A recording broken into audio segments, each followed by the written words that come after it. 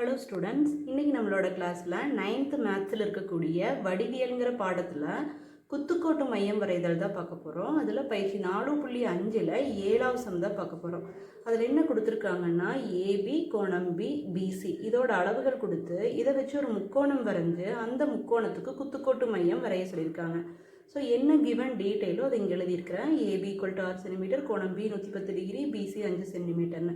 So இந்த அளவுகளுக்கு ஒரு உதவிப்படம் வரைஞ்சிக்கணும். ஸோ இந்த உதவிப்படத்தை பார்த்திங்கன்னா அது ஒரு விரிகோண முக்கோணங்கிறதுனால உதவிப்படம் விரிகோண முக்கோணமாக வரைஞ்சிருக்கணும். ஸோ இதுக்குரிய நம்ம உண்மை படம் வரையலாம், ஃபேர் டயக்ராம். ஸோ முதல்ல என்ன பண்ணணும் அப்படின்னா, அடிப்பக்கம் 6 சென்டிமீட்டருங்கிறதுனால 6 சென்டிமீட்டருக்கு நம்ம ஒரு கோட்டு துண்டு வரைய போகிறோம். சரிங்களா? எக்ஸாக்டாக 6 சென்டிமீட்டர் வரைஞ்சிட்டு இதை ஏபின்னு மார்க் பண்ணிக்கலாம். இதோட அளவு எவ்வளோ அப்படின்னா 6 சென்டிமீட்டர். அதுக்கப்புறம் பாகைமானியை பிங்கிற புள்ளியில் வச்சு நம்ம 110 டிகிரி அளவெடுக்கணும். ஸோ பாகைமானிக்கு போய் கரெக்டாக பிங்கிற உச்சியில் பிங்கிற பாயிண்டில் வச்சுட்டு எவ்வளோ டிகிரி மார்க் பண்ணலாம்? 110 டிகிரி மார்க் பண்ணணும். 110 டிகிரிங்கிறத நம்ம எதில் பார்க்கணுன்னா அவுட்டர் ஸ்கேலில் பார்க்கணும். அப்போ தான் விரிகோணமாக வரும். இன்னர் ஸ்கேல் ஒரு 110 டிகிரி இருக்குது பாருங்கள். இதை குறிச்சிட்டிங்கன்னா குறுங்கோணம் ஆயிரும். வலது பக்கம் வைக்கிறதுனால எப்பவுமே அவுட்டர் ஸ்கேல் தான் பார்க்கணும். மார்க் பண்ணிவிட்டு இந்த பியை அந்த புள்ளியோட ஜாயின் பண்ணி ஒரு கோடு போட்டுருங்க. ஸோ இது எவ்வளோ டிகிரி? 110 டிகிரி. இப்போது இந்த பிசியோட அளவு எவ்வளோன்னா 5 சென்டிமீட்டர். ஸோ காம்பஸில் 5 சென்டிமீட்டர் அளவு எடுத்துக்கலாம். 5 சென்டிமீட்டர் அளவெடுத்து இந்த பிங்கிற புள்ளியில் வச்சு இந்த கோட்டை ஒரு வில் வெட்டிடலாம். இந்த வெட்டின இடம் இருக்கும் பார்த்தீங்களா, அதுதான் என்னென்னா சி. இதோட அளவு எவ்வளோ? 5 சென்டிமீட்டர். எப்பவுமே அந்தந்த அளவுகளை அப்போவே குறித்து எழுதிடணும். சரிங்களா? ஸோ திரும்ப இந்த ஏசியை ஜாயின் பண்ணிக்கலாம். சரிங்களா? இதுதான் நம்மளுக்கு தேவையான முக்கோணம். இப்போ இந்த முக்கோணத்துக்கு நம்ம என்ன வரையணும் அப்படின்னா குத்துக்கோட்டு மையம் வரையணும். ஸோ குத்துக்கோட்டு மையம் அப்படின்னாலே என்னென்னா குத்துக்கோடுகள் சந்திக்கும் புள்ளி. ஒரு முக்கோணத்தின் குத்துக்கோடுகள் சந்திக்கும் புள்ளி தான் குத்துக்கோட்டு மையம். குத்துக்கோடுகள்னால் என்ன? ஒரு உச்சியிலிருந்து அதனுடைய எதிர்பக்கத்திற்கு செங்குத்தாக வரையக்கூடிய கோடு தான் குத்துக்கோடு. இப்போ இந்த சீங்கிற உச்சியிலிருந்து இந்த ஆப்போசிட் பக்கத்துக்கு நம்ம செங்குத்தாக வரையணும். செங்குத்தாக வரையும்போது கோடு இப்படி தானே வரும். ஸோ இந்த செங்கோணம் இந்த விரிகோண முக்கோணமாக இருந்தால் அதனுடைய ஒரு குத்துக்கோடு முக்கோணத்துக்கு வெளியில் தான் வரும். ஸோ இப்போ நம்ம உச்சியில் இருந்து நம்ம ஒரு குத்துக்கோடு வரைய போகிறோம். அது முக்கோணத்துக்கு வெளியில் தான் வரும். அப்படிங்கிறதுனால இந்த கோட்டை இந்த அடிப்பக்கம் இருக்குது பார்த்திங்கன்னா இதை கொஞ்சம் எக்ஸ்டெண்ட் பண்ணிக்கலாம்.